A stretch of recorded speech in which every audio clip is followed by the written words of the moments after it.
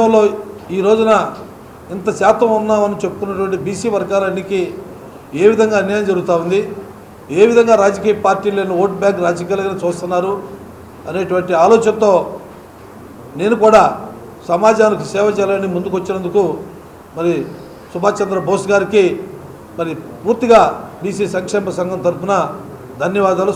జాతీయ స్థాయిలో కూడా ఢిల్లీలో అనేక దఫాలుగా జంతర్ మంతర్ దగ్గర బీసీ సమస్యల పట్ల ఉద్యమాలు, పోరాటాలు, ధర్నాలు కూడా చేయటం కూడా జరిగింది.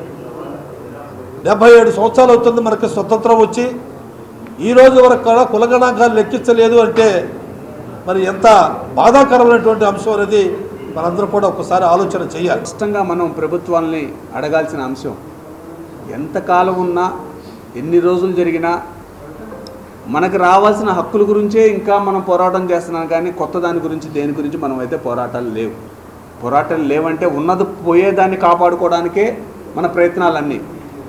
ఒకప్పుడు 34% స్థానిక సంస్థల్లో ఉన్న 34% రిజర్వేషన్ కోల్పోవడానికి ఇదే ప్రభుత్వాలు కారణం.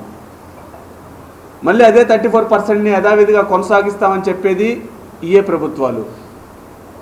అదేవిధంగా చట్టసభల్లో మహిళల కోటా ఏం కావాలని ఎప్పుడో గతంలోనే పార్లమెంట్లో లాలూ ప్రసాద్ యాదవ్, శరత్ యాదవ్ వీళ్ళందరూ మా మహిళల యొక్క కోటా ఏంటి అని అడిగినప్పుడు దానికి సంబంధించిన సమాధానం ఇప్పటి వరకు ఏ ఒక్క ప్రభుత్వం కూడా తెలియచేయలేదు. కానీ ఈరోజు మళ్ళీ అదే ప్రశ్నని మళ్ళీ చట్టసభల్లో మహిళలకు రిజర్వేషన్ ఇస్తామని చెప్పేసి మరి ఇప్పుడున్న బీజేపీ ప్రభుత్వం తీసుకొని వస్తే మళ్ళీ అదే ప్రశ్న గురించి మనం పోరాటం చేయాల్సిన పరిస్థితులు ఏర్పడతానే ఉన్నాయి. ఎంత సిగ్గుచేటంటే ప్రభుత్వాలు గొప్పగా మేమేదో చేస్తున్నామని చెప్పుకోవడానికి అనేక రకాల భారీ బహిరంగ సభలు పెడతా ఉంటాయి.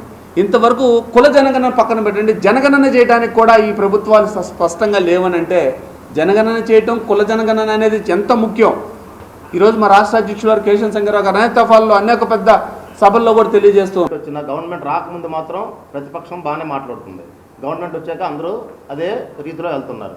కానీ ఇక్కడ బీసీలు 55-60% ఉన్నారు. ఎవరు కూడా బీసీలని ఉన్నత స్థాయిలో కూర్చోబెట్టే పరిస్థితి లేదు.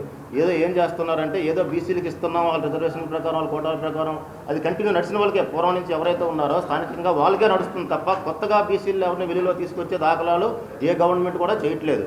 అలాగే 26 జిల్లాల్లో కూడా మా పెద్దలు కేశవ శంకర్రావు గారు ఈ బీసీల కోసం అవరారాత్రులు కష్టపడి ఢిల్లీ పెద్దల వరకు కూడా జనగణన చేపట్టాలి.